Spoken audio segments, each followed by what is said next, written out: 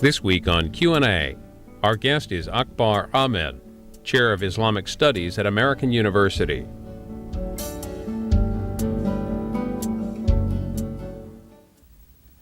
Ambassador Akbar Ahmed, what would you say the 4 or 5 principles of being a Muslim are? Clearly defined, Brian, the principles of being a Muslim, being a good citizen, pious citizen, believing citizen, a person who has care and sympathy for the needy, for the dispossessed, who must look after the family, who must also always remember that ultimately God will be judging a Muslim's actions. So in the sense of a ledger in terms of what we are doing here on earth, very much reflecting the Judeo-Christian tradition in the Abrahamic faiths. Muslims are very conscious that they've inherited the ideological traditions, if you like, of that great Abrahamic tradition. When did you first know that you were a Muslim? Very early on, Brian. I had a very strange background, like millions of people in South Asia. 1947, I was a young boy, only a few years old, when I was put on a train from Delhi. The train went through the north of India, through the Punjab, where Muslims were being slaughtered in the trains by Sikhs and Hindus, and Muslims in turn were slaughtering Sikhs and Hindus. So you had these trains turning up at their destination full of dead people. Now this was me as a young boy, so I grew up in Pakistan in the early 50s under the impression that it was an eternal battle between Muslims and Hindus and Sikhs. And it was long after, when as a young man I began to meet Hindus and Sikhs in the United Kingdom at university, became friends with them, that I realized that they in turn looked on us Muslims in exactly the same way. So I grew up very conscious of being a Muslim, because for me, as a young man in Pakistan, it was really us versus the world, because the world had tried to prevent the creation of Pakistan. There were about 2 million people who died in the creation of Pakistan. So there was a lot of harsh sense of identity around being a Muslim and what being a Muslim meant. I want to go back to this, but I want to jump far ahead. How did you get to the United States? United States, I was invited, again very interesting. I was in charge of Waziristan, the area where Osama bin Laden is supposed to be hiding. And out of the blue, in this totally isolated part of the world, I get a letter from Clifford Gates, one of the greatest anthropologists in the world, from the Institute for Advanced Study in Princeton. And Gates, still alive, extraordinary figure in the social sciences.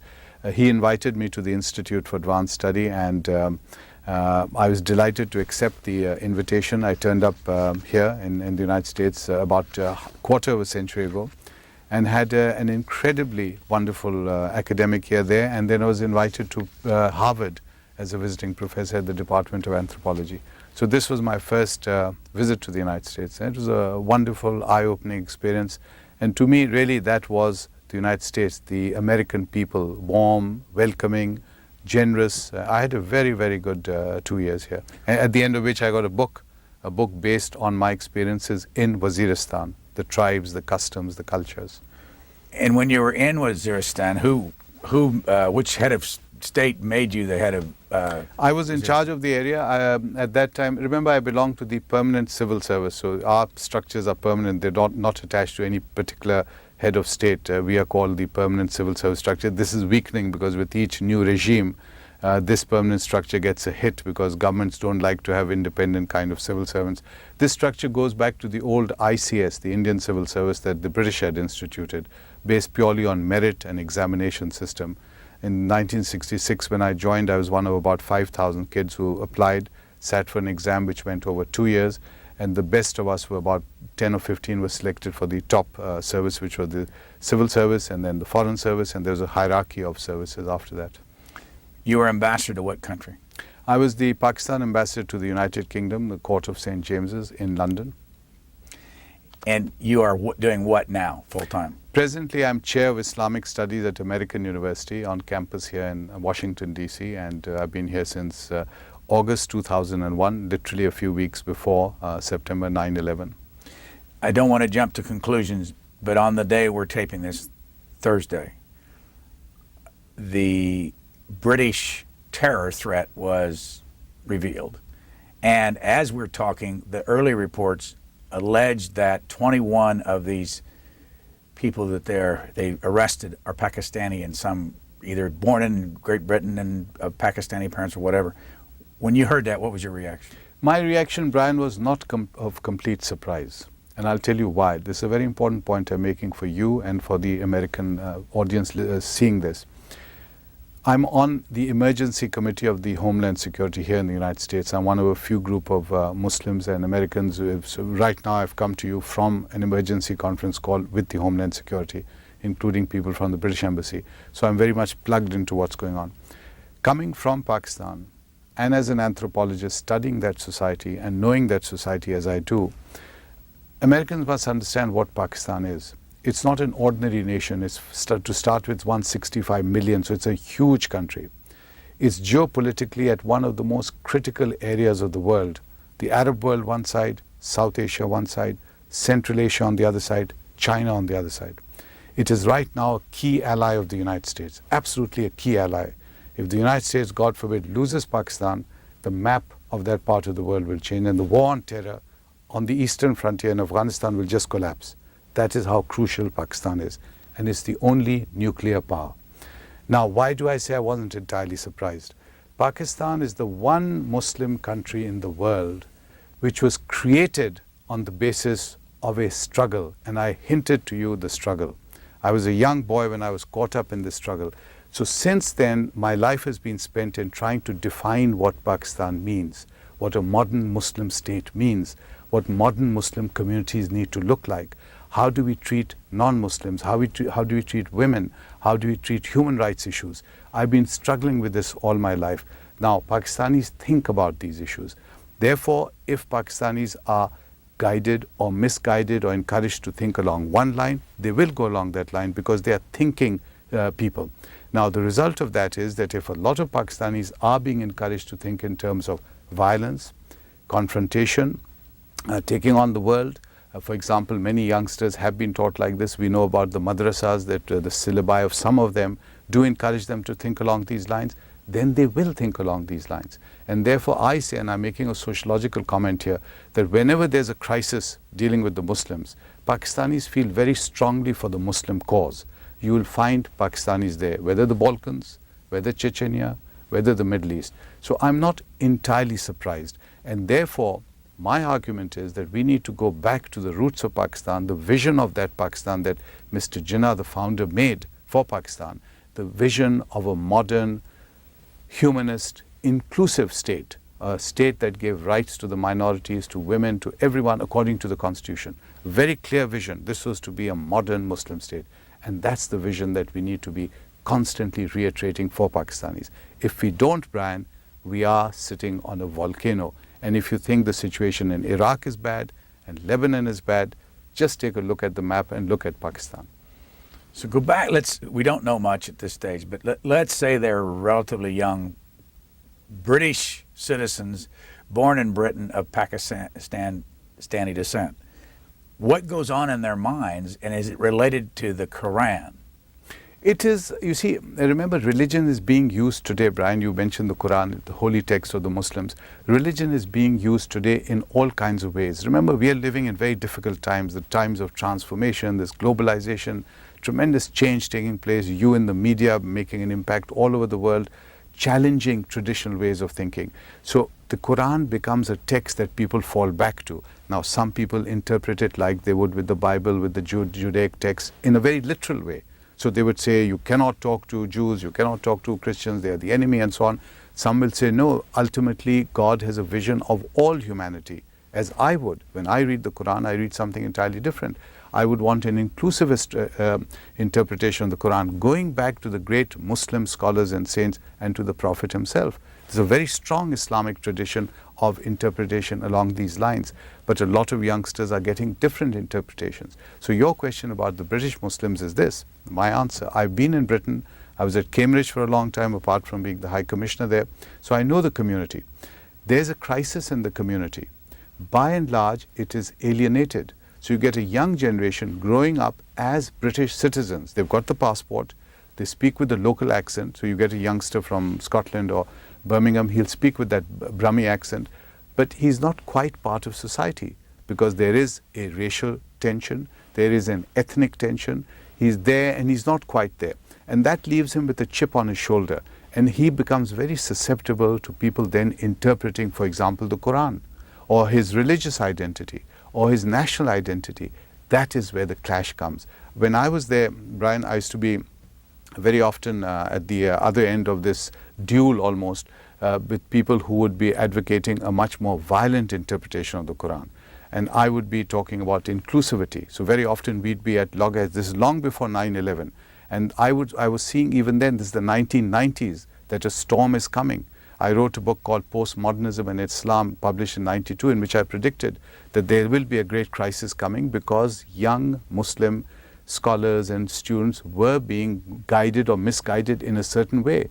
Now, when this begins to happen on campus at major universities, London School of Economics, Oxford, Cambridge, you are in trouble because these youngsters, a couple of years down the road, will become the thinkers, the leaders of that society. So there is a crisis taking place, and we have to be involved with sympathy at looking at it and saying, how do we solve it?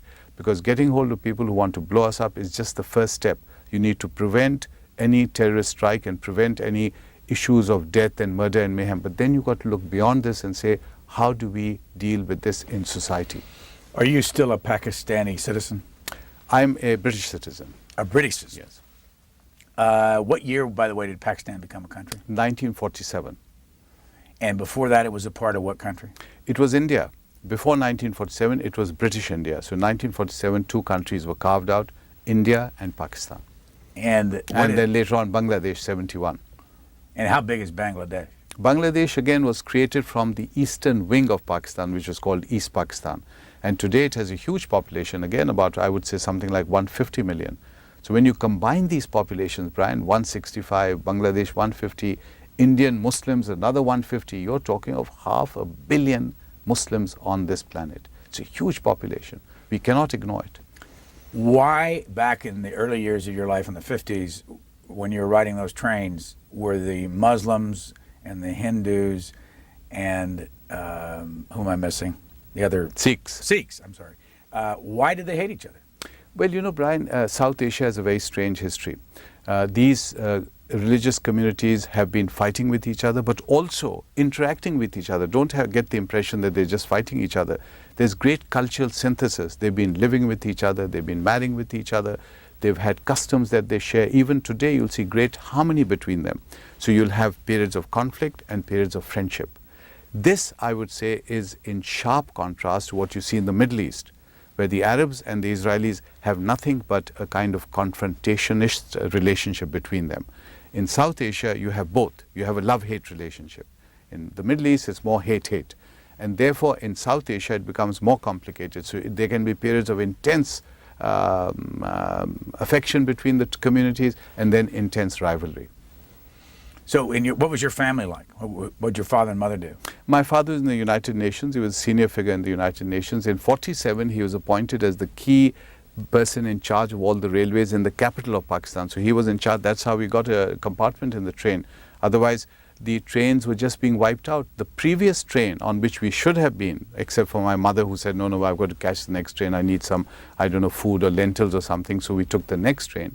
That previous train had been completely wiped out.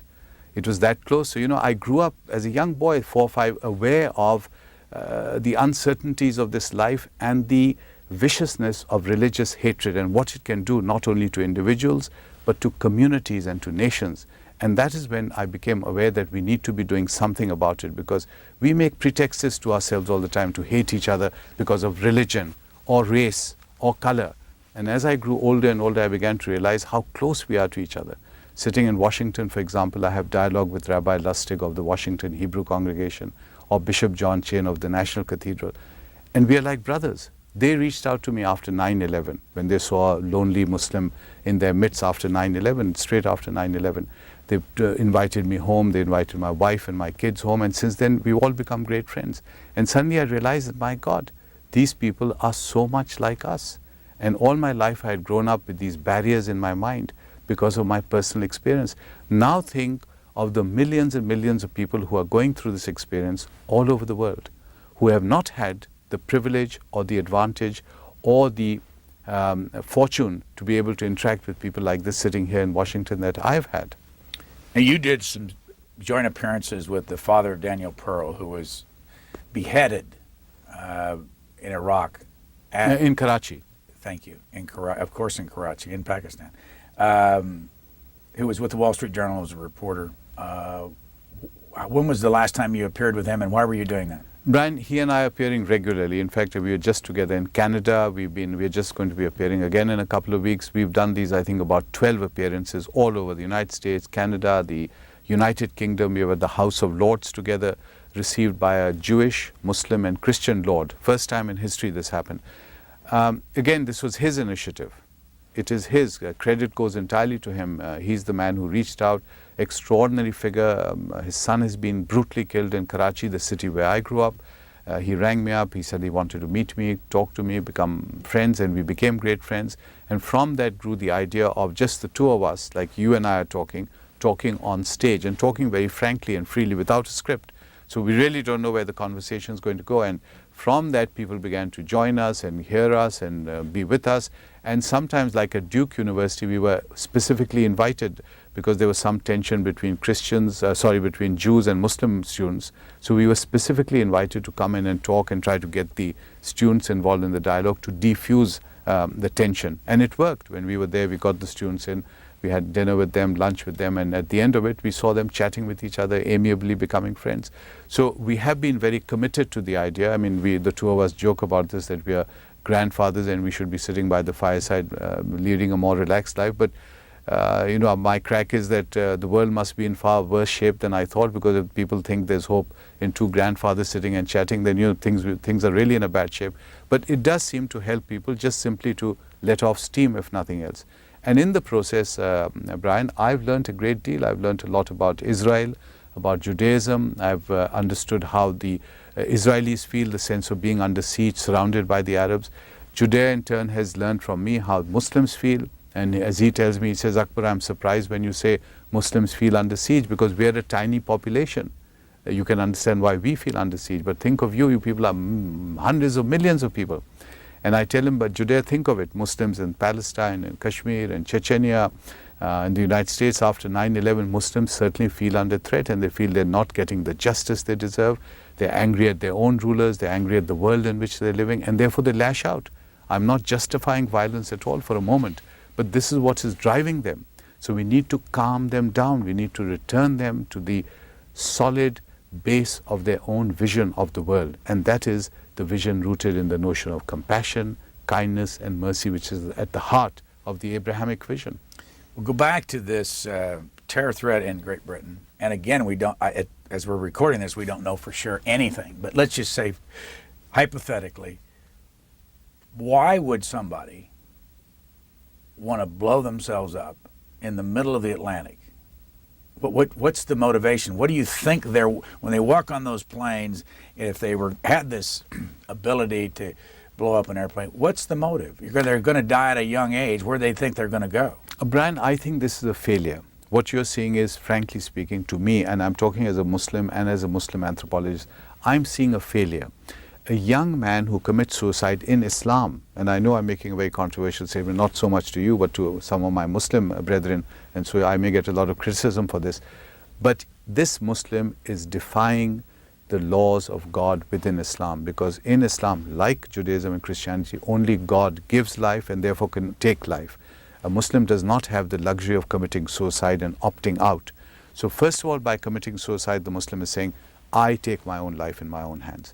Secondly, by blowing himself up and a plane full of innocent passengers, women, children, and so on, he's taking the life of hundreds of people with him, which the Quran specifically prohibits, forbids. There is no clause here saying, yes, but in a plane flying to the United States, you can do this. The Quran says anyone taking a single human life is the equivalent of taking the lives of the entire universe. That is how serious a Muslim must take the moral basis of the universe as far as Islam is concerned. So this young man is defying 2 or 3 basic tenets of Islam. So for me, it is a major failure. It is a failure not only of that young man, because that young man is obviously emotional, angry, whatever his irrational impulses that are driving him to this wild act. Someone has been teaching him these things. This is where I say Muslim scholars at this moment in time need to come out interact with their community, with their leaders, with their political leaders, with their educationists, and begin the process, the renaissance of Islamic education. Because if it doesn't happen, Brian, you'll have millions, I'm not talking of thousands, millions of young men thinking exactly like the person we are discussing, the person who said, let's get into his mind. So I am not happy about the prospect of a future where we have this unending cycle of violence taking place all around us. We need to be able to pull back and stop it, and we can only do it if we get back to the roots of Islam itself and begin the process of education in schools and re-educating these young people. Sunni or Shiite? I'm a Sunni. Why? Birth. It's pure accident. My family may say it's the wonders of God and the only good and true Muslims are Sunni and so on, but it's just an accident of birth. I could have been born anything. I could have been a Buddhist, a Hindu, or a Christian. Being a Sunni Muslim gives me certain advantages in Islam because that's 90% of Islam. I also have descent from the Prophet, so again that gives some advantage in our culture in terms of respect for that particular lineage. It's a sacred lineage. I also have Pathan blood, which also gives a certain cachet within our culture in South Asia.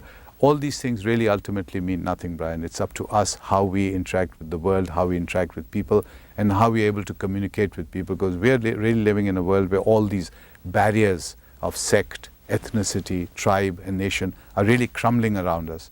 This is the definition of globalization. If you were a Shiite, what would be different about you?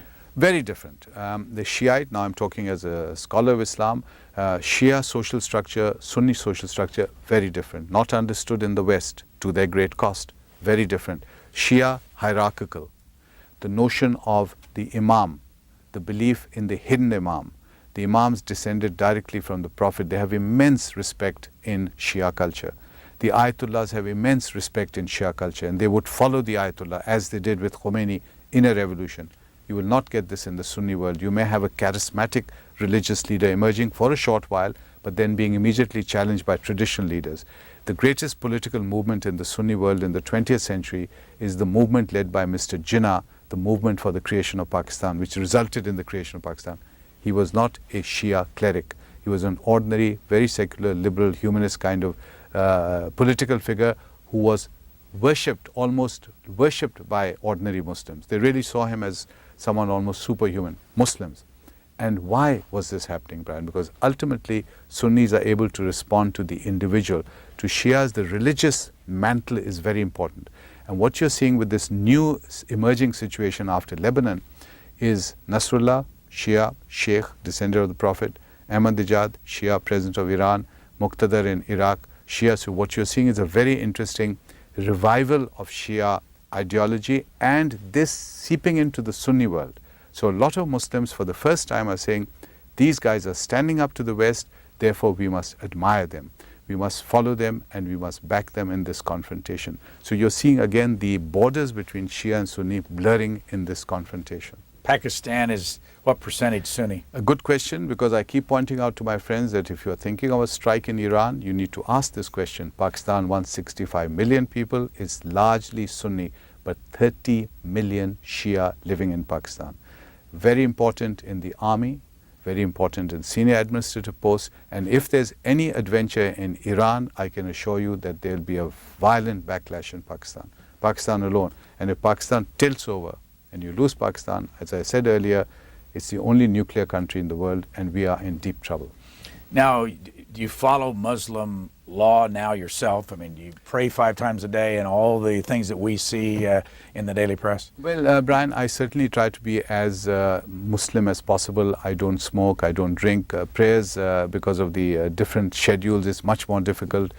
So we are Muslims are always much more relaxed and much more flexible than it would seem from outside. I don't have a beard, for example. I don't wear traditional clothes. At the same time, I am believing. I have a very strong faith in my faith, and at the same time, I'm also aware of the Abrahamic nature of my faith. So that when I talk to my friend Rabbi Lustig, I'm aware how close he is to my own faith, or John Chain, the bishop. I sometimes feel that they reflect some of the true values of Islam, because of this belief in their goodness, in their piety, in their understanding of other human beings around them. So for me, the understanding of Islam is very, I wouldn't say that it's literalist, orthodox. I would say it's much more mystic humanist from the great traditions of the Sufis of Islam, who really reached out to people, who believed in the motto, peace with all. And it really meant something to them. Are you married? I am married. I have 4 children and I have 2 grandchildren. And my eldest daughter is at Cambridge University, very involved with the interfaith dialogue. She just launched a major society there. The Queen of England wrote to her, encouraging her. The chief rabbi is supporting her. The archbishop is supporting her. So she's getting young Muslim women in Britain and young men involved in this dialogue. That is where change will come, Brian. It will only come if you get the community involved in this, so that they feel a sense of worth and welcome and pride. Do the women in your family are they covered? No, they're not covered. They look like any modern young women here in Washington, and yet they're very traditional. My wife is from Swat, which is a state in North Pakistan. She's the granddaughter of the Wali of Swat, who's a ruler of the state of Swat. So she's a princess, and being from a very traditional society, she still is completely comfortable in her own normal clothes or in Western clothes. But they're always dressed modestly and normally, so you won't be able to say she's from outside or not from outside. One small thing in your book, one of your books, you write about being educated in a Catholic school, and you also point out that Benazir Bhutto was also educated in a Catholic school. How did that happen? Yes, Benazir Bhutto was educated at the same convent that my wife was educated in, and my sisters up in Murree, north of Islamabad. It's the most popular girls' school in Pakistan, and you literally cannot get admission. You've got to book years in advance. It's that popular. The counterpart of this school for boys was my school called Burn Hall, which was north of Islamabad, run by Catholic priests, the Mill Hill fathers. And I know that sometimes the Catholic priests get a very bad press here in the United States, but to me, Brian, they were really extraordinary figures. They were really father figures. And from them I learned piety, I learned sincerity, I learned compassion, and they were extraordinary figures. When I was growing up, I used to think about them, English, Irish, Dutch, living for 8 years at a time in a foreign country just because of their dedication to Jesus, because they thought they were doing good in the name of Jesus. I mean, look at the sacrifice. Then they'd come to Europe after 8 years and very often come back to Pakistan. After 2 or 3 months, they had an 8-month holiday period, and they'd say, we can't adjust in Europe anymore. There's so many changes taking place. This is in the 1950s and 60s, and they'd say, there's something terrible happening there. There's some music called rock and roll, this terrible music, and this terrible young American singer called Elvis Presley, and he's got these long sideburns. This was a revolution in their lives. And I could see the conflicts that they were going through in terms of culture. So they were more comfortable being in Pakistan in a Muslim environment than in their own homes, and I found that very interesting. Originally, when we invited you, you were going to follow a program that's already been recorded that is pegged off of a documentary called Islam, What the West Needs to Know. And we wanted you to shed some light on what this particular documentary has to say. I'm going to run a couple of clips and get you to respond to it. The gentleman that was on the show is a fellow named Robert Spencer, and he runs a website called Jihad Watch. Are you aware of him? Yes, I certainly am aware. Yes, he's a scholar. He writes about Islam. Yes, yeah, he is a Melkite Catholic, so he's not a Muslim. Let's run the first clip and just get your reaction to what they say. Islam is the only religion in the world that has a developed doctrine, theology, and legal system that mandates violence against unbelievers and mandates that Muslims must wage war in order to establish the hegemony of the Islamic social order over the world. Now, these things are objectively verifiable facts. Anyone can look at the Quran, anyone can look at the Muslim sources, the Muslim history, the Muslim legal texts, and so on, and find that to be true. Reaction. My reaction is, Robert, that he's right. Islam does have a very aggressive, almost attitude to spreading the word. At the same time, where does Islam get this from? I pointed out that Islam is very conscious of its Judeo-Christian legacy. This is part of the Judeo-Christian legacy. So the moment you make this statement about Islam, you can make exactly the same statement about Judaism and Christianity. If you read the Bible and read verses about smiting and smite so-and-so and smote so-and-so, you realize how, in fact, aggressive the Bible can be. That is precisely why we need to go to the spirit of the Bible. When we talk of Jesus as the embodiment, as we do as Muslims who revere and love Jesus, as the embodiment of love and compassion and piety and humility, it is the spirit we take of the book. not the literal translation. So Robert, in that sense, is pointing out something which on one level is literally true, but on another level, it contains a deeper truth, which is what we need to be looking at, that you might need to see it in the context of the Abrahamic tradition. Have you seen this documentary? I haven't seen this documentary, but I know the work of Dr. Spencer, and I know a lot of these arguments because I've been a scholar of Islam for the last several decades, so I'm very aware. They're all my friends and colleagues, and we interact with them, we debate, we discuss. I have my own documentary called Living Islam, made by the BBC. It's a 6-part series. So in a sense, it's looking at Muslim history, culture, and critically, but as a sociologist, trying to explain the rise and falls of societies, more as a sociologist than in terms of theology. Here's more from Robert Spencer.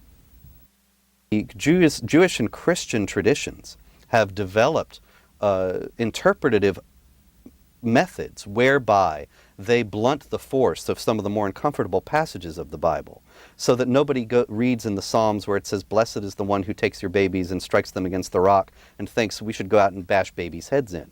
This has never been something that Jews and even the most extreme Jewish and Christian groups have ever relied on, that kind of biblical literalism in regard to those kinds of passages.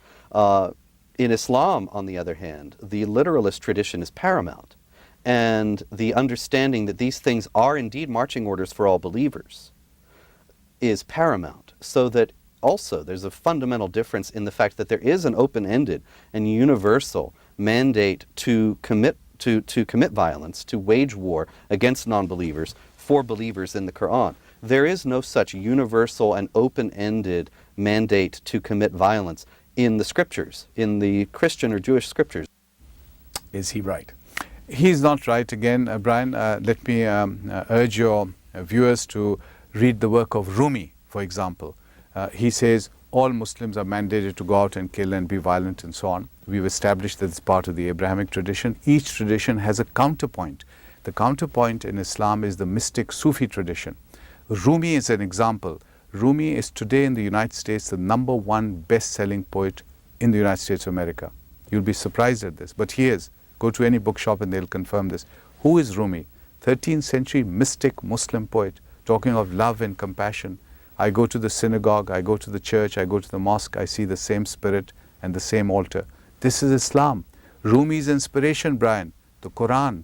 So which Quran is Rumi reading? Which Quran is Dr. Spencer reading? So there is a debate within Islam itself, and it has been debated for centuries. I pointed out earlier that what we are seeing is, because of globalization, because of the forces around us, that the debate shifting away from Rumi's interpretation or my interpretation of inclusivity to a more exclusivist tendency. That is what we need to be concerned with. Because if we don't, we are in danger of producing a monolith of Islam, because a monolith does not exist. Even the example of Jinnah. Let Mr. Spencer read the speeches of Jinnah, or the actions, interpret the actions of Jinnah in the 30s and 40s. This is a liberal humanist interpretation of modern Islam. Read the works of Allama Iqbal, who inspired Jinnah, the greatest poet of South Asia, the great poet philosopher. He wrote a poem for Rama, the Hindu god. That is how liberal and how open and inclusivist Iqbal is. Iqbal is the inspiration for the creator in Pakistan. So you have a debate within Islam itself. What you're seeing is that debate reaching a climax. Is it possible, again, go back to some of the terrorists that follow Islam and are Muslims, that they're going into a mosque and they're hearing from an imam that is a literalist and pumps them full of the idea that they're going to go to heaven, be with God, be with Muhammad, if they carry out these suicide bombs? Exactly. But you put your finger on it. The young man goes to the mosque and he gets that version of Islam. I would like that same young man to go to the mosque, as I've done. Very often I'm asked to talk at mosques and I talk about Rumi, I talk about Jinnah. These are also great Muslim figures. That young man is going to get a broader interpretation and picture of Islam itself. One that will make him comfortable with people on this planet. We are living in a very claustrophobic, overpopulated civilization at this part of the 21st century. Muslims and non-Muslims need to learn to get on with each other. That young man can get on with each other if he knows that these are also Islamic sources. But he may not have access to that. He may be just getting what you're saying, this very narrow vision. If he has that narrow vision, Brian, we are in trouble. There's also a theory that countries like Saudi Arabia are pumping money across the world into these mosques, into these imams' hands, and they're, as you know, they're proselytizing the Wahhabis? Wahhabis, excuse me, I almost said wasabi. Wahhabi theology. What do you say to that? Yes, you're partly right, because the Saudis have, in fact, their textbooks. I was on a program, on a television program discussing this. Some of the Saudi texts have a very narrow, literalist interpretation, in fact, referring to verses from the Quran. And that, again, has to be changed and altered within Saudi Arabia. And I believe there is a process where that is taking place. Again, remember, Brian, that Saudi Arabia is one country out of 57 Muslim nations. So each country is going through a different process of change and discussion and alteration. I believe, and I go back to my point I made earlier, that we in the Muslim world, the scholars, this is the time they have to speak up, they have to go around, they have to interact at all costs to themselves. But if they don't, then the bigger battle will be lost. It isn't so much the West versus Islam, it is the battle within Islam itself. And then what you'll see is that the great traditions of humanism and Sufism represented by Rumi, or the tradition of Jinnah representing democracy and human rights and so on, will be marginalized, and you will have the men of violence emerging. And then you'll have stories like these 21 young men wanting to blow up the United Airlines, because these young men have not been trained in the vision of Rumi. Rumi talks of love and compassion. That is the tradition we have to rediscover and help Muslims rediscover for themselves. Here's more from Robert Spencer. There's a prevailing fog of political correctness over the land that has the power to cloud men's minds and makes them not see what's obvious. And these issues are, if speaking honestly about these issues, the American Muslim advocacy groups have been very skillful in portraying anyone who speaks honestly about these issues as being some kind of a hate monger. You know, Brian, in America and the United States, the debate does get a bit caught up in these advocacy groups. And I try to avoid both Muslim and non-Muslim, because to me the issue really is a bigger one. It isn't just a question of Muslim surviving or non-Muslim surviving. We are living on a planet which is overpopulated. Poverty is rampant in parts of Africa, Asia. There's a very serious situation. There's starvation, thousands facing starvation. Global warming is a reality. Religious conflict, ethnic conflict is taking lives across the world. You see what's happening in the Middle East. Israel feeling threatened, the Arabs feeling threatened, both locked up in a cycle of violence. We really have to begin to look at each other not in terms of advocacy, not in terms of scoring points, not in terms of tit for tat. I would invite distinguished scholars like Dr. Spencer to begin this process, the scholars looking at Islam, rather than just creating a scare about Islam. Let them help Muslims and non-Muslims discover or rediscover the traditions of compassion, of dialogue, of inclusivity within Islam itself. It is a very, very rich legacy. Remember, Islam gave you a civilization 1,000 years ago with scholars and writers and astrologers and poets, which was unique at that time of the world. It was right at the cutting edge, the most advanced civilizations of the world. Why can't Muslims again participate in this? Why must Muslims be known as terrorists and extremists in the American mind? This is a great challenge for Muslims. I have a copy of the Quran in my hand. It's translated from the Arabic by J.M. Rodwell. Are you familiar with this one? I don't know this translation. I usually use Yusuf Ali's translation. Isn't there a correct way to even hold the Quran? Yes, because remember, Muslims believe that this is the word of God. They always hold it with great reverence, as you are doing, and I'm grateful for that. In one hand or the other? No, but what you're doing is fine, both, yes. They call chapters surah. Yes, surah. Yes, surah is the chapter. On all the chapters except one, it starts off with in the name of God, the compassionate, the merciful. And chapter 9 does not. It's called immunity, but they don't. What's that all about? Because that's pointed out in this document.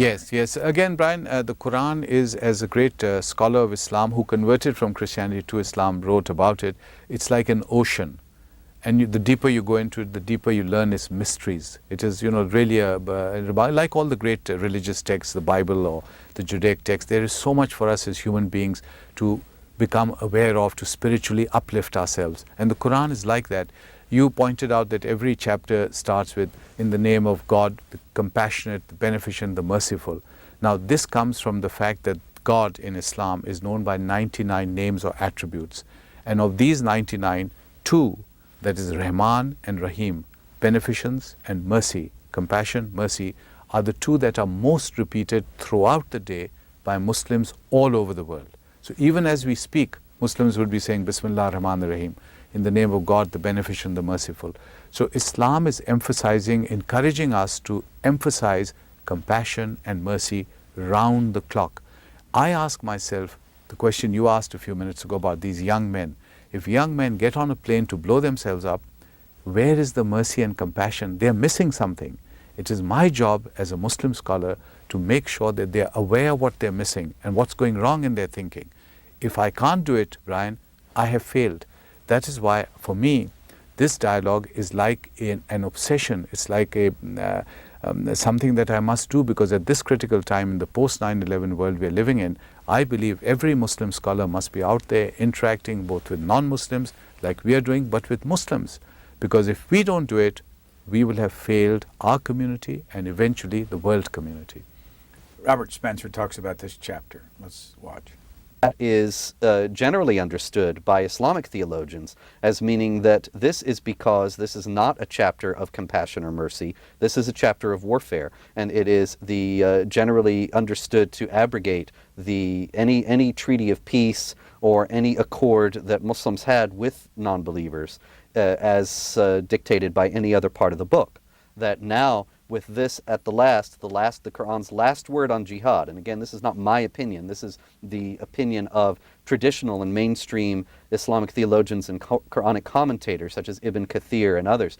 They say that this is meaning that the posture of Muslims toward non-Muslims forever after, throughout history, is to be one of warfare in order to establish the hegemony of Islamic law, of Sharia.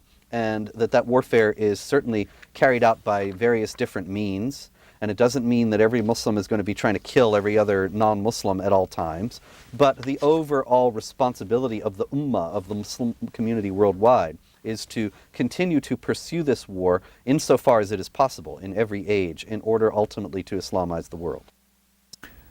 Chapters were written, Brian, over a period of time. Very soon after the Prophet, but over a period of time. So there was a debate, should they be the Meccan chapters first, then the Medina chapters, because as revelations came, they were divided according to were they being received in Mecca or Medina, or should they be longer and shorter and so on. So it isn't a question of this chapter abrogating an earlier chapter, because again you have this whole logic and illogic in God's mind. You cannot have God constantly changing his mind. At the same time, we are told, and we all scholars, and Dr. Spencer is pointing out Muslim scholars, that these chapters are coming at a certain time of history. There's a situation which is specific to an immediate moment in time. There's a battle, there's a peace treaty being formed, there's a situation or an event in the Prophet's life. And then there are other chapters which are talking of principles of society. So there are two quite distinct things happening here. I interpret it like this. When there's a specific chapter talking about Muslims who are not very good Muslims, or making peace with the Jews, or fighting with the Jews, or the Christians, or fighting with Muslims, or making peace with them, those are specific to a certain situation taking place then at time, in that particular time. And then there are chapters with general principles. How should we be treating humanity? How should we be treating Jews and Christians, the people of the book? How should we be looking at Jesus? There's an entire chapter, for example, on Mary, the mother of Jesus. She's treated with such reverence in the Quran. There are mentions of Jesus more than the Prophet himself in the Quran. And the Prophet is on record, a famous saying of his, that there is no one closer to Jesus than I am in reverence and love.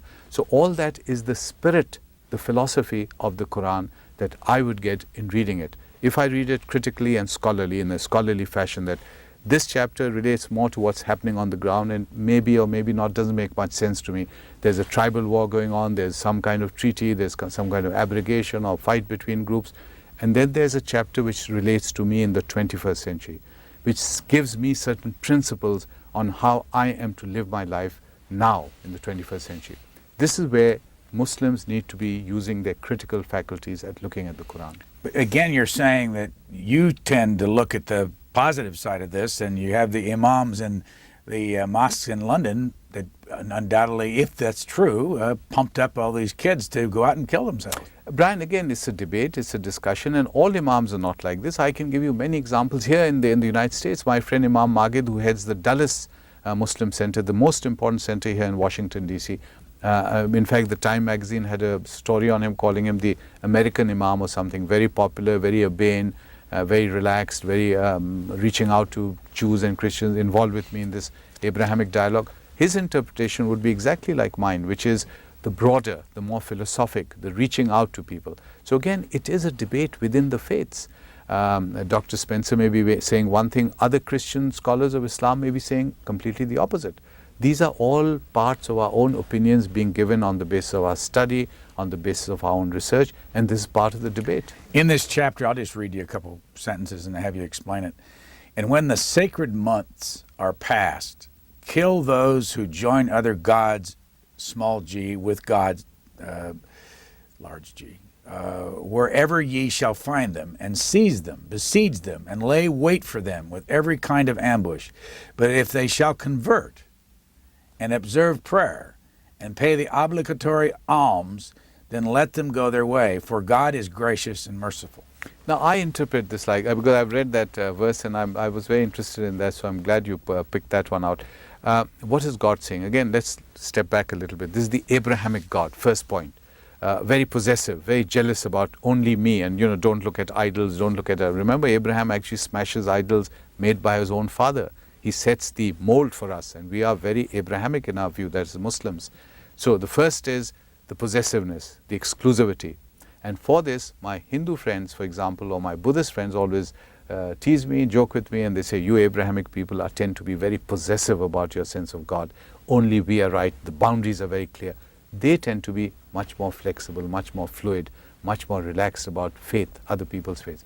Second is the clause where you invite them to your dialogue, invite them to your way of looking, and if there's a possibility of making peace with them, coming to understanding, then that peace is better than war. There are many verses like this which strike me, where God says in the Quran, fight them and fight them here and fight them. The Jews and the Christians, in the middle of a war, there's a verse which says, which is very often quoted by my colleagues like Dr. Spencer, you fight the Jews, fight the Christians, fight the bad Muslims. The next verse, Brian, goes on to say, but make peace with them because God prefers peace. So how would I read it? I would read it like this, that if there's a war situation, even then peace is to be preferred. Even then dialogue and understanding trump war and violence. What do you believe happens to you when you die? Again, none of us know. Shakespeare and Hamlet, if you remember, no one's been back from that other world, the netherworld. Generally, I believe that there is, again, according to the Abrahamic tradition, there will be some kind of paradise. I hope I've done enough good in this world, and I hope our interview and dialogue will be one of the little things which may just tilt the balance, and I may find myself in a better place in the next life. But something like that, because I think that is based on the notion of a ledger, afterlife, the good and the evil.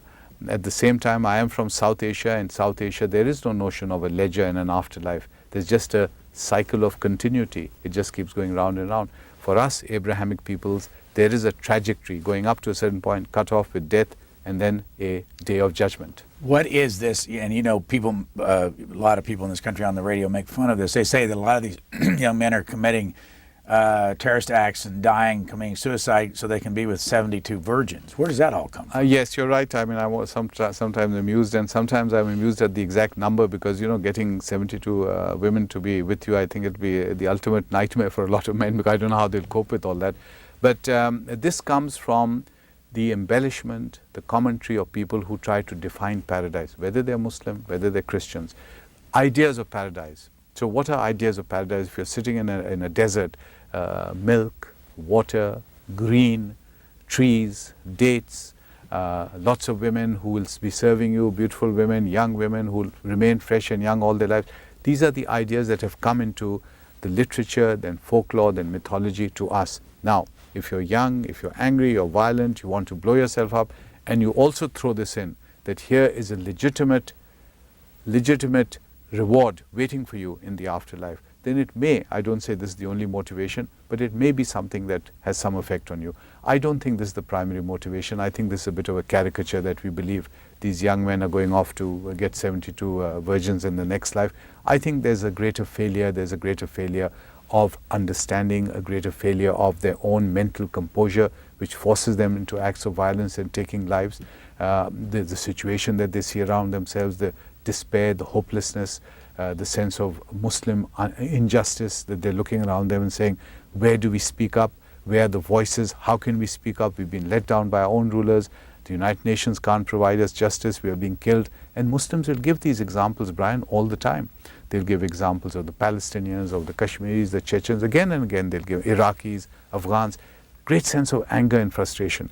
From there to blowing themselves up is a small step. And remember, please put this in context on this program. This is not a Muslim thing. Suicides come very late into the picture in Islam, just 2 decades old. The Tamil Tigers, not Muslim. The Japanese kamikaze pilots, not Muslim. Suicide has been around. It's just coming into Islam, and it's worrying me because this is violating some basic tenets of Islam itself. Mr. Spencer talks about terrorism. I want you to hear this. The problem that the world faces, and the problem that the Muslim communities of the West face, as well as the Muslim communities in the Islamic world face, is that the terrorists are taking the teachings of the Quran and the teachings of Islamic theology and law that mandate violence and are running with them. And it is very difficult to formulate a case solely on Muslim grounds to say that that's illegitimate. And so while there are moderate Muslims, the fact that Islam itself is not moderate makes it very difficult for those moderates to establish any kind of large-scale anti-terror effort. I don't agree here, Brian. I've just given you the example of Mr. Jinnah in the 20th century, that when given a choice, Muslims, and he said that there are no moderate Muslims and Muslims don't go along the moderate camp, as it were, and rather prefer the extremist camp. When given a choice, they rally behind a man like Jinnah. Now, the key question for us is, why in the 21st century can't we have more Muslim leaders in that mold? Where Muslim leaders saying, all right, we have a problem, Palestinians, we have a problem, let's sit down with the Israelis, let's sort it out. Negotiations, talking, peace processes. Let's not blow ourselves up. Let's not blow ourselves up on campuses or in pizzerias. Let's not take these violent acts because they're getting us nowhere and it's against the law and it's immoral. That's what Jinnah did. He never went to jail once. He never broke the law. He fought within the law, and yet he achieved the largest Muslim nation on earth. That is our challenge. It is there. So I don't agree with Dr. Spencer, it doesn't exist, because Jinnah is not a theoretical figure.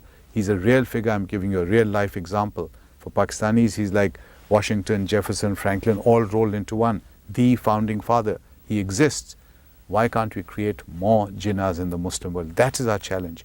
Your challenge in the United States is to understand what's happening in the Muslim world. Because if you don't, and you treat all Muslims as potential terrorists, according to Dr. Spencer's thesis, that there are no moderates, then what you will do is you will push a lot of moderates, a lot of marginal and wavering and swinging people into the extremist camp. And that, Brian, I'm afraid, even the sole superpower of the world cannot afford to do.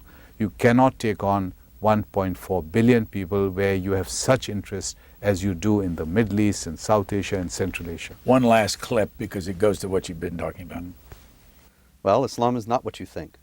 Most of the people, I talk to officials all the time, I talk to media types all the time, and they are unanimous, or virtually unanimous, in their certainty that the terrorists are not true Muslims and that Islam is a religion of peace that they're twisting.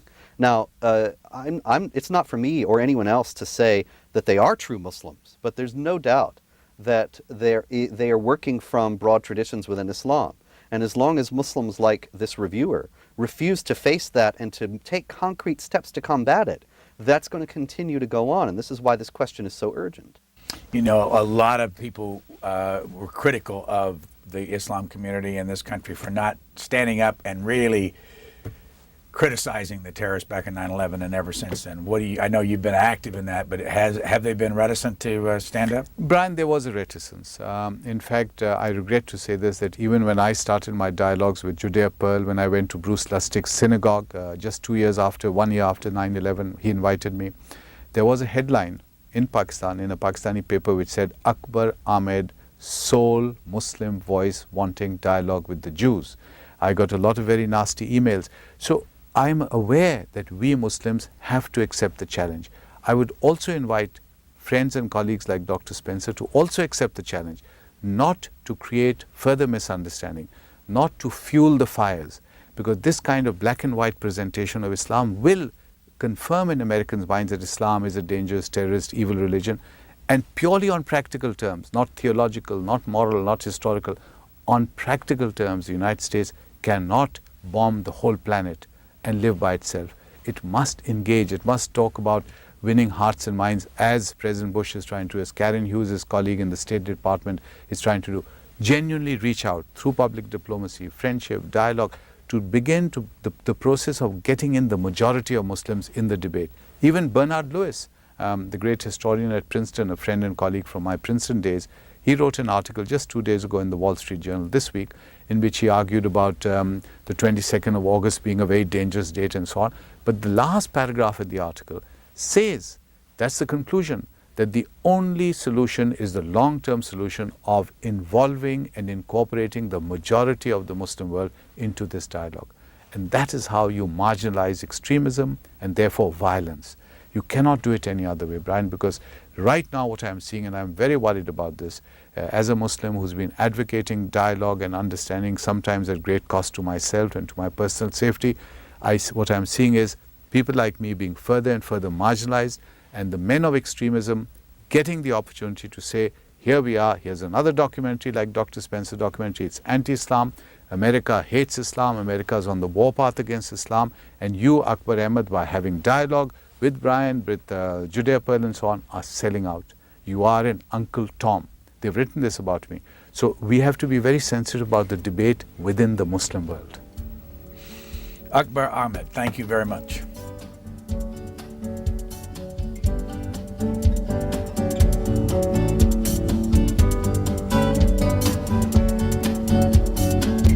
For a copy on DVD or VHS tape, call 1-877-662-7726. For free transcripts or to give us your comments about this program, visit us at qna.org.